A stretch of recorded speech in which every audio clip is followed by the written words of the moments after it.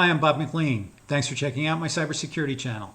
In this segment, I want to talk about data theft, specifically data theft as it relates to ransomware, because data theft has become extra leverage for the ransomware attackers in some cases. If your backups are on point, you have good backups, a tested plan, and you know how long it's going to take, your company may choose to restore from backups as opposed to paying a ransomware attacker. However, if they've stolen your data and are threatening to release it unless you pay the ransom, that's extra leverage that they have over you that negates all the hard work and good practices that you've implemented. So how can we stop ransomware attackers from getting data? Well, if they're copying databases to remote locations or sending files to remote locations, we can implement network access lists to keep data in-house or prevent servers that really never have any business sending data to a remote location in the Asia Pacific region of the world, for example. You can keep all that in-house with network access lists implemented on routers and firewalls. You can also, and this is another point, and we're going to talk about security information and event management systems, but you can have log files generated when a violation of one of these access control lists is noted. You can have the device send a log file to your SIM system, and that can generate an alert. You can also configure alerts in other ways, but that's one, and we'll talk about that in another segment. So you have routers, you probably have firewalls on premises. Those can be configured. I'm not going to get into data loss prevention systems right now. That's going to be another segment as well, because there are services that can inspect your data on the way out. This is something that's implementable by network engineers, and when it's well documented, everyone will know the process.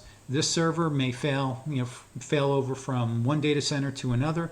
Their IP addresses are going to change, and access lists have to account for all devices and all possible traffic paths. So again, this is not immediately obvious. It's not necessarily an elegant or glamorous way to handle the problem, but it is a layer of difficulty, or a level of difficulty that you would introduce to a ransomware attack. The Cybersecurity and Infrastructure Security Agency, or CISA, has recommendations for protecting against ransomware attacks, and one of them is make it more difficult for the attacker to get your stuff out of your network. And that's almost a direct quote.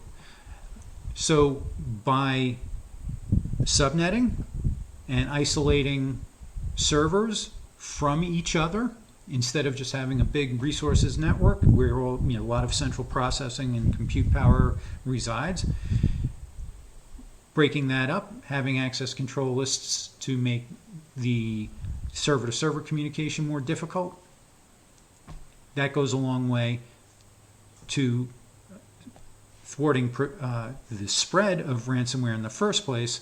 But once they start sending data, or trying to start sending data externally, that can be blocked, an alarm can be generated, and a response can be made. I hope you found this useful. This is a low-tech, it's not as elegant as decrypting, inspecting, and re-encrypting and sending data on its way. This is a block.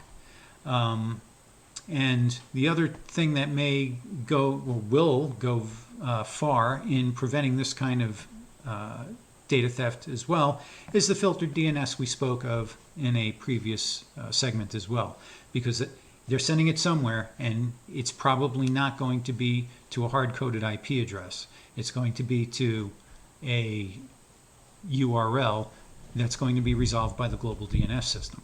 So if you have filtered DNS and restrict traffic there, that's yet another component of things you could do today. Anyway, I hope you find this interesting, and until we speak again, take care.